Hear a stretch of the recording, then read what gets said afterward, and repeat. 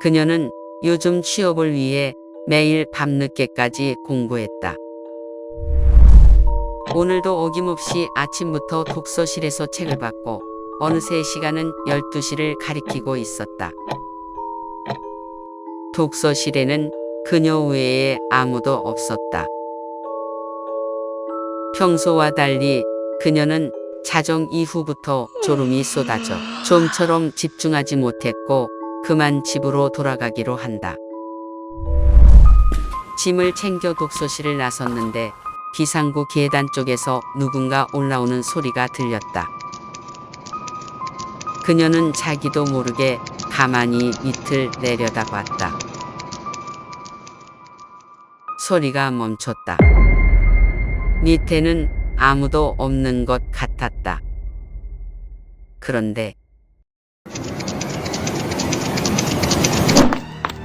겁에 질린 그녀가 급하게 엘리베이터를 잡았다. 1층에 내려온 그녀는 빠르게 독서실 건물에서 벗어난다. 한참을 달려서 더 이상 건물이 눈에 보이지 않자 그녀는 그제야 안심한다.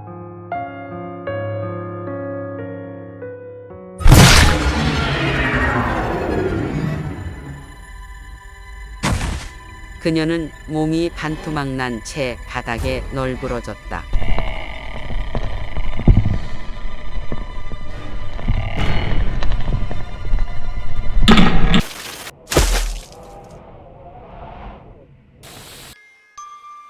팔꿈치 귀신은 상반신만 남은 채 흉측한 모습으로 재빠르게 기어다니는 망령입니다. 얼굴은 소녀의 모습을 하고 있으며 사람을 쫓아갈 때는 어린아이같이 환하게 웃는다고 합니다. 전승에 따르면 팔꿈치 귀신과 만나게 된 사람은 극적으로 벗어났다 하더라도 3일 안에 반드시 몸이 두 동강으로 잘려 죽게 된다고 합니다. 일본에서는 테케테케라고도 하는데 이는 팔꿈치 귀신이 움직일 때마다 테케테케하고 소리가 난다고 하여 그렇게 불리게 되었다고 합니다. 이 망령을 피하는 유일한 방법은 특별한 주문을 외우는 것인데 정작 이 주문이 어떤 것인지는 지금까지도 명확하게 알려지지 않았습니다. 한 가족이 강가에 캠핑을 즐기고 있었다. 아이들과 함께 얕은 물가에서 물놀이도 하고 배를 타고 깊게 들어가 낚시를 하기도 하며 즐거운 시간을 보냈다. 그리고 모두가 잠든 밤.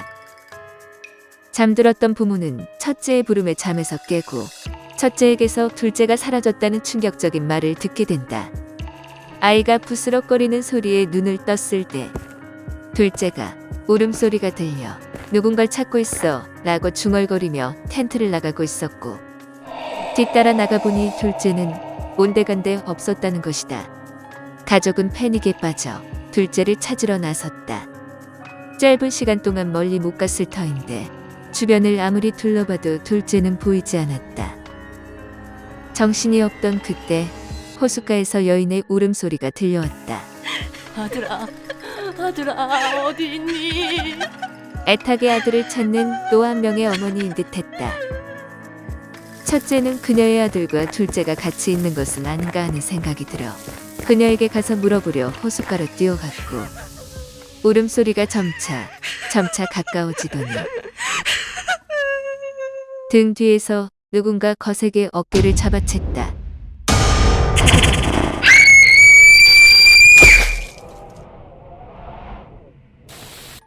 우는 여자는 중남미 지역의 귀신으로 스페인어로 요로나라는 이름으로 알려져 있습니다.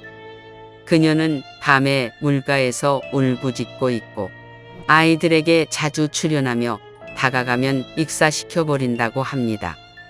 분노에 이성을 잃어 아들 둘을 익사시켜 죽여버리고 다시 정신을 차린 후엔 자신의 만행을 후회하며 아이들을 찾으러 영원히 물가를 울면서 떠돌고 있는 존재입니다. 그래서 물가에 서성이는 아이들을 자신의 아들이라 착각하고 납치하는 것이지요. 만약 밤에 물가에서 아들을 찾는 여자 울음소리가 들리면 듣는 것만으로도 저주에 걸릴 수 있어 즉시 길을 막고 소리의 반대 방향으로 뛰어야 합니다. 기묘하게 화재 사건이 따라붙는 여자가 있었다. 여자가 들렀다 간 건물엔 불이 났고 이전에 살던 동네 역시 화재로 이사를 2번은 더 해야 했다. 처음부터 화마를 몰고 다닌 것은 아니었다. 눈길을 느낀 뒤로 이런 사건이 자꾸 일어난 것이다. 언젠가 집에서 먼 시내에 한 번 다녀온 뒤로 가는 곳마다 한 명의 발소리가 더 함께했고 어딜 가던 자신을 바라보는 듯한 느낌이 사라지지 않았다. 두려움의 발걸음을 빨리 하고 그 자리를 뜨면 불이 난 것이었다. 이런 사태가 몇 달이 반복되었을 때 여자를 지겹도록 따라다니던 자가 모습을 드러냈다. 남자는 굉장히 수척한 모습이었다. 그는 몇 달 전에 여자에게 첫눈에 반했으며 너무나 사랑하여 시름시름 앓다가 드디어 용기 내어 나섰다 말하고 여자에게 고백했다. 지나친 스토킹과 이상한 현상에 공포감을 느끼고 있었던 여자는 단칼에 거절했다. 그러자 남자가 눈물을 뚝뚝 흘리며 오열을 하고 그의 몸에서 거센 불길이 뿜어져 나와 주변을 휩쓸었다.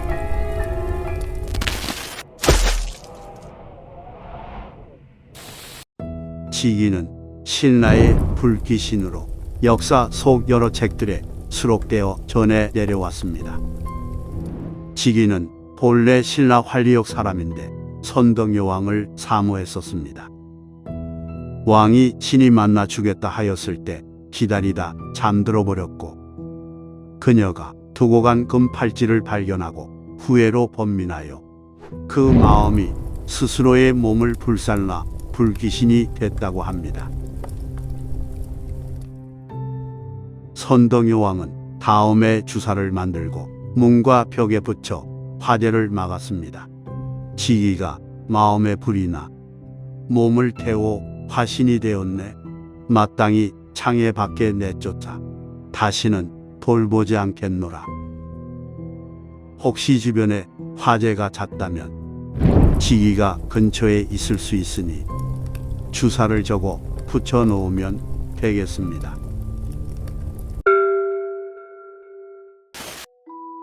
최규석. 그는 평범한 대학생이다. 최근 들어 그의 주변 사람들이 갑자기 실종되는 기이한 사건이 연속으로 일어났다. 그러던 중 친구로부터 학교에 이상한 소문이 돌고 있다는 이야기를 듣게 된다.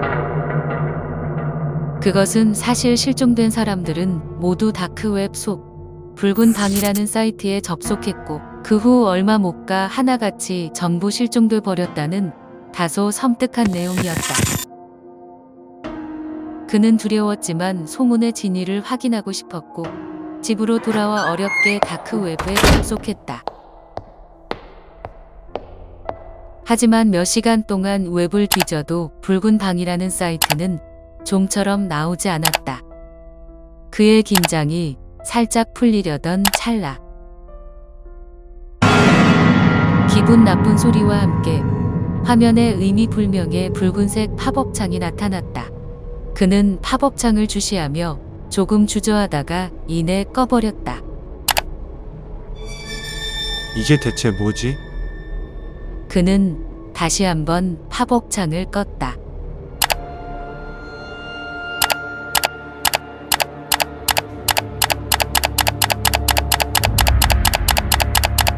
그는 오싹한 기분이 들기 시작해 팝업창을 즉시 꺼버렸다. 그런데 이번엔 사람의 이름이 잔뜩 쓰여 있는 빨간 화면이 나타났다. 자세히 보니 그 중에는 실종자들의 이름도 있었다. 괴이한 상황이 계속되자 너무 소름이 끼쳐 그가 컴퓨터에 전원을 끄려고 하는데 등 뒤에서 인기척이 느껴졌다.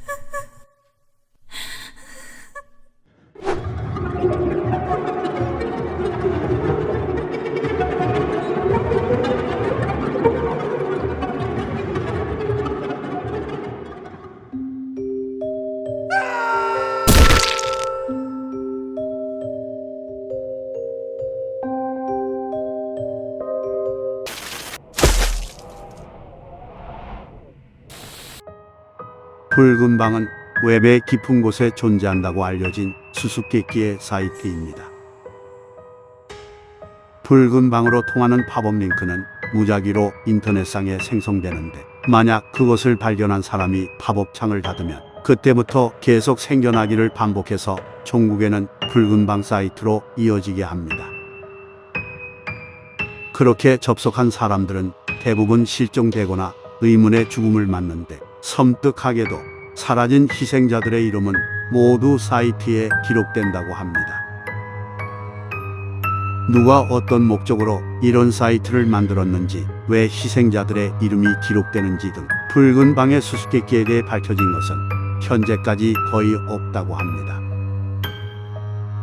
다만 떠도는 이야기에 따르면 어떤 불가사의한 존재가 인간의 영혼을 가져가기 위해 붉은 방을 만들었다고 하는 설이 있다고 합니다.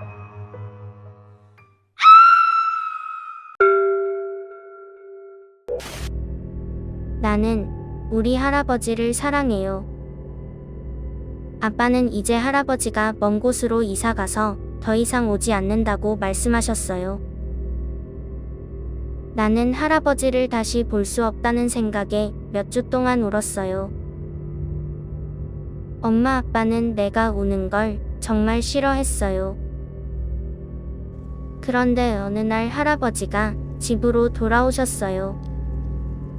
할아버지는 예전과 달라 보였고 말도 못하고 걷지도 못하는 것 같았어요.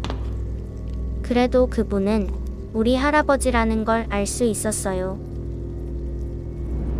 나는 기뻐서 엄마 아빠한테 얘기했는데 믿어주지 않았어요. 내가 할아버지 얘기를 엄마 아빠한테 할 때마다 부모님은 내가 거짓말을 한다고 생각해 날 지하실에 가뒀어요. 하지만 괜찮았어요. 지하실엔 항상 할아버지가 계셨기 때문이에요. 할아버지는 아직 계단을 잘 올라오지 못하셔서 직접 음식을 가져다 드려야 했어요. 할아버지는 가져다 드린 걸 거의 잘 드셨지만 특히 고기를 가장 좋아하셨어요. 몇 주 동안 지하실에서 할아버지를 돌봐드리자 할아버지는 마침내 다시 말을 할 수 있게 되었어요. 우리는 그 이후 많은 이야기를 나눴지요. 할아버지는 나의 피를 원했어요. 나는 받아들였어요. 다음 날 아침, 할아버지가 없어졌어요. 그렇지만 괜찮았어요. 할아버지가 없어진 후 엄마 아빠는 변했고 이제 나와 더 자주 놀아주겠다고 약속하셨거든요. 나는 우리 부모님을 사랑해요.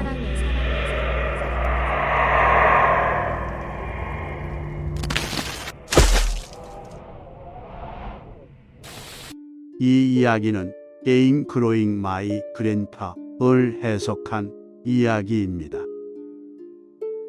게임의 스토리는 학교 상담사가 주인공에게 어떻게 괴물과 마주쳤는지 물으며 시작합니다. 이 괴물은 몸을 모두 덮을 만큼 덥수룩한 털을 가지고 있어 위스커스라고 불립니다. 위스커스는 동유럽 어느 시골 마을에서 발견되었다고 합니다. 위스커스는 만약 몸이 완전히 분해되어도 조각난 몸에서 다시 부활할 수 있습니다. 그리고 생존을 위해 썩은 음식도 먹는다고 합니다. 위스커스가 희생자를 완전히 복제하게 되면 그는 감정까지도 흉내낼 수 있습니다. 또한 텔레파시 능력으로 주변 사람의 마음을 읽을 수도 있습니다. 위스커스가 성장하려면 키와 함께 숙주가 될 매개체가 필요합니다. 필요한 조건이 갖추어지고 나면 완전히 성장하는데 최소 4주가 걸립니다. 하지만 위스커스의 성장을 그대로 놓아두어서는 안 됩니다. 완전히 성장한 위스커스는 복제한 원본의 사람을 공격하기 때문입니다. 그녀의 친구들은 순식간에 공격당했다. 일행은 뿔뿔이 흩어져 달아났지만 한 명씩 놈에게 붙잡혔다. 놈은 사람이라고는 믿기 힘들 정도의 끔찍한 괴물이었다. 친구 스테이시와 베니는 이미 싸늘한 시체로 식어가고 있었다. 그녀는 희미한 숨소리조차 낼 수 없었다. 목에서는 피맛이 느껴졌고 상처의 고통도 심해지고 있었다.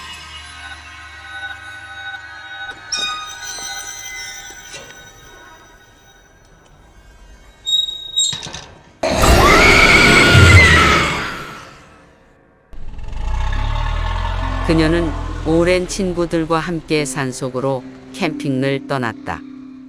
그런데 예보에 없던 강한 눈보라가 불기 시작했고 차가 움직이지 않아 근처에 있던 주인 없는 낡은 산장에 머물게 되었다. 하지만 눈보라는 멈추기는커녕 매서운 기세로 며칠째 지속되었고 충분한 식량을 준비하지 못한 그녀들은 추위와 배고픔에 지쳐 서로 싸우기 시작했다. 먼저 여행을 제안했었던 루시는 친구들이 자신을 질책하는 것에 앙심을 품게 되었고 친구들이 지쳐 잠든 사이 남아있던 모든 식량을 들고 사라져버렸다. 그녀들은 구조대가 올 때까지 꼼짝도 할 수 없었다. 서로가 서로를 탓하며 지쳐가는 사이에 눈보라가 차츰 잦아들었고 밤이 되자 루시는 산장으로 다시 돌아왔다. 하지만 그녀의 모습은 이미 친구들이 알던 루시가 아니었다. 루시는 웬디고로 변해 있었다. 이 이야기는 아메리카 원주민 신화에서 비롯된 겨울과 배고픔의 요괴 웬디고의 이야기입니다. 부주의하게 밖을 돌아다니는 사람들을 발견하면 그 자리에서 얼려서 죽이거나 잡아간 뒤 자신과 같은 웬디고로 만듭니다. 웬디고가 된 인간은 식탐에 미친 괴물이 되어 다른 사람을 해치거나 식인을 하기도 합니다. 눈보라를 일으키는 힘을 지녔기 때문에 숲속에서 갑작스럽게 눈보라가 불어온다면 웬디고의 존재를 의심할 수 있습니다. 웬디고를 막을 수 있는 유일한 방법은 불을 지펴서 태우거나 은으로 도금한 무기로 토막내서 따로 매장하는 것입니다.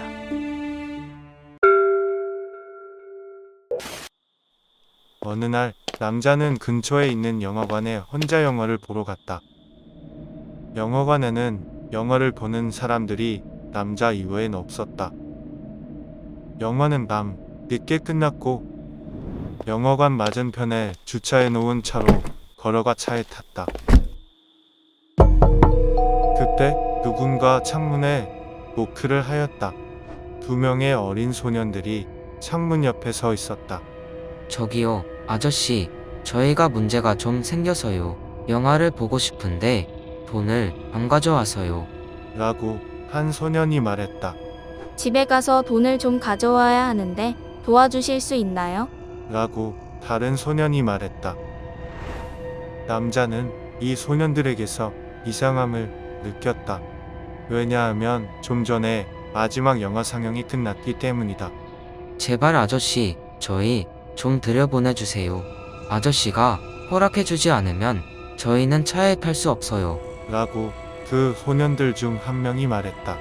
저희는 그냥 아이잖아요. 겁내지 마시고 저희를 들여보내주시기만 하면 저희는 그냥 집으로 떠날게요. 라고 다른 소년이 말했다.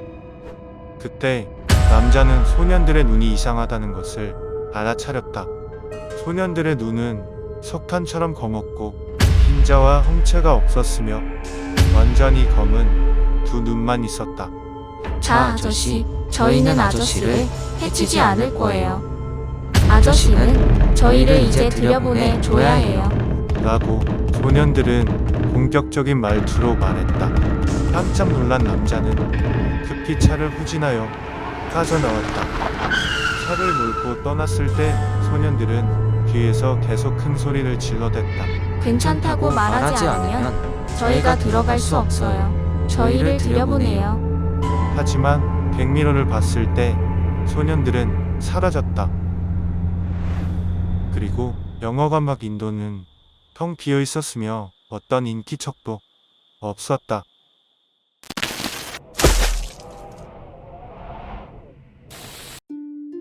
이 이야기는 원래 오미완의 UFO 무료 초자연적 페이지라는 웹사이트에 처음 게시되었습니다.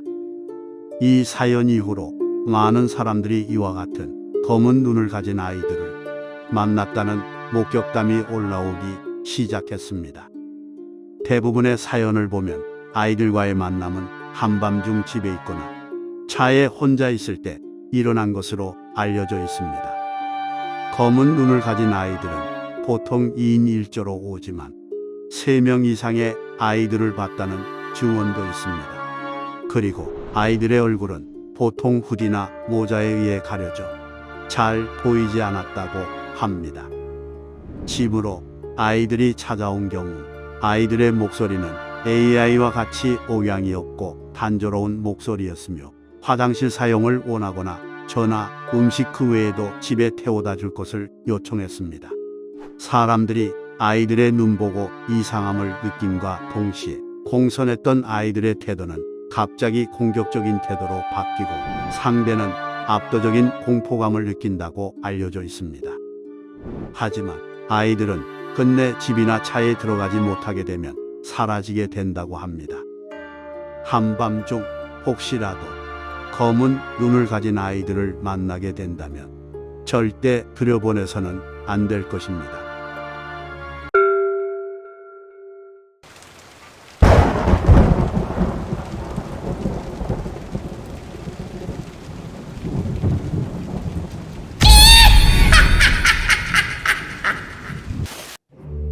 욕심 많은 남자 잭은 어느 날 길을 가다가 악마를 만났다.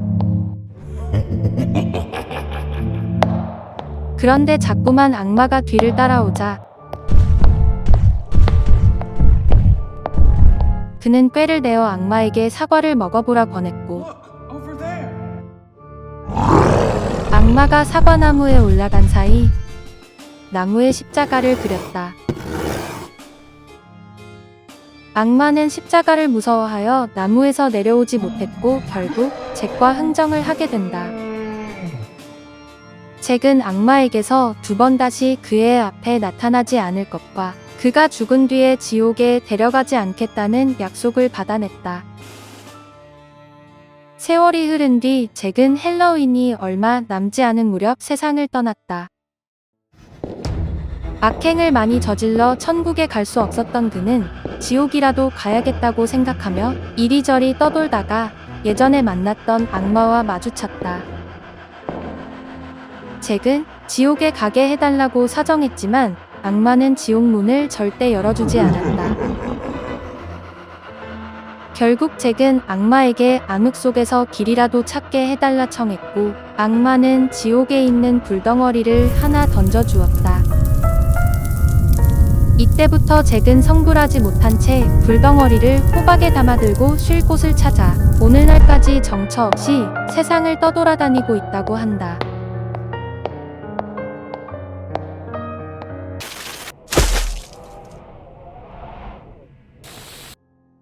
잭 오랜턴은 헬로윈을 대표하는 상징물로 커다란 주황색 호박의 속을 파내고 악마의 얼굴 모양으로 눈, 코, 입을 도려낸 뒤 속에 초를 고정시킨 것입니다.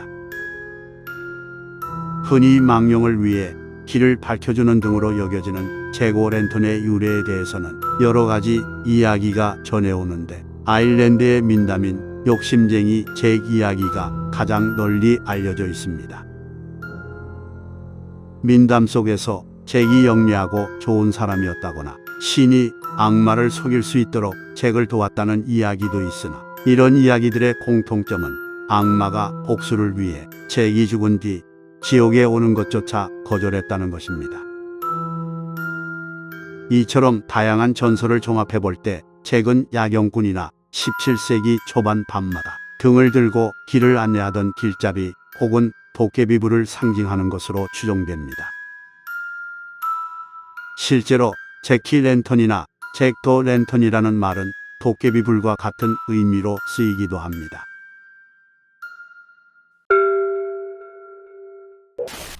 홀로 캠핑하기를 좋아하던 남자가 있었다.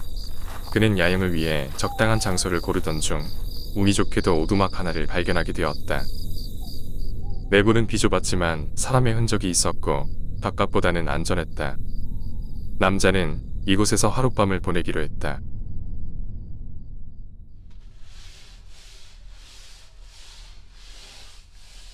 그런데 시간이 지나 이상한 소리에 잠에서 깬 남자는 자신의 근처에 뭔가가 있음을 알게 되었다.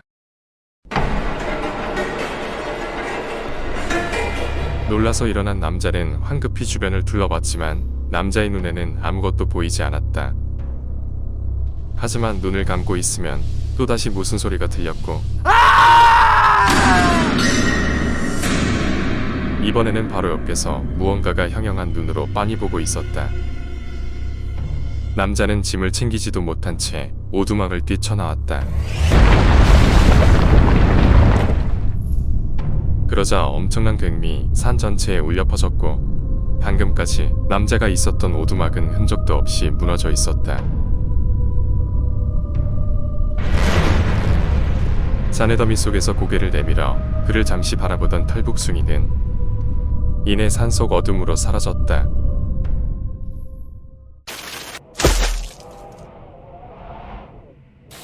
도모보이는 슬라브 신화에 등장하는 지배 정령으로 흰색 긴 수염을 가진 난쟁이 노인으로 그려집니다.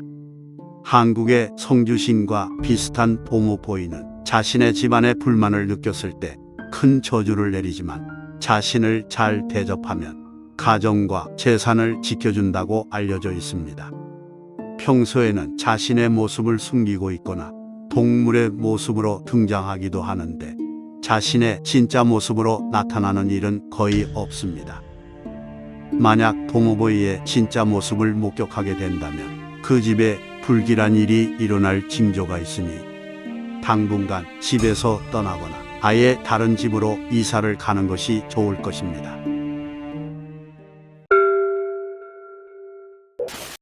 독일의 작은 마을, 어느 한 부부가 다급히 성당을 찾아왔다.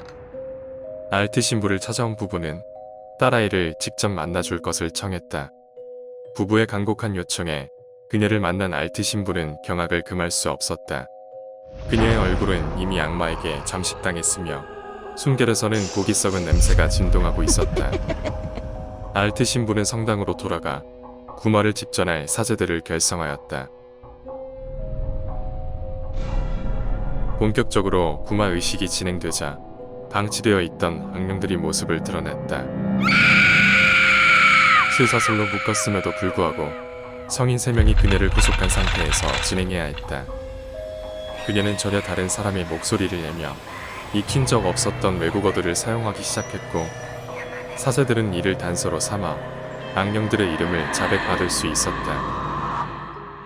비밀을 확신한 사제들은 1년 동안 그녀에게 총 66번의 구마 의식을 치르게 되었으나 긴 시간 동안 엑소시즘에 방치된 그녀는 영양실조와 탈수로 죽어가고 있었다. 그녀는 자신이 묵힌 침대에 다음과 같은 말을 남겼다.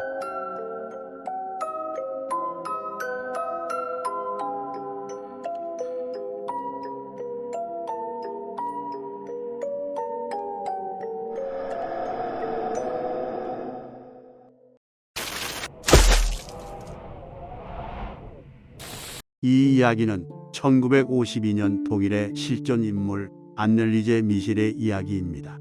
안넬리제는 16세부터 24세까지 악마의 얼굴과 형상을 보는 환각에 시달렸다고 합니다.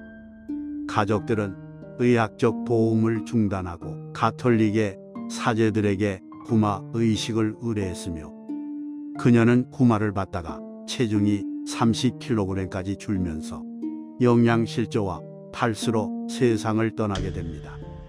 그녀의 부모와 사제들은 유죄를 선고받고 학대에 의한 과실치사로 사건이 종결되었으나 아직까지 의학계와 종교계에서는 크고 작은 의견들이 대립하는 상황입니다. 그 뒤로 가톨릭에서는 구마를 치를 때 반드시 의사가 참석해야 하는 규정을 만들었다고 합니다. 또한 그녀의 묘지는 그녀가 악마로부터 희생했다고 믿는 사람들을 위한 순례지가 되었다고 합니다.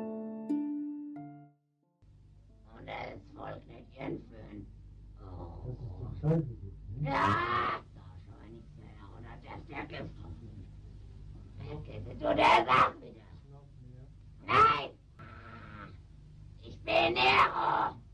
Ich bin der Dritte im Bunde.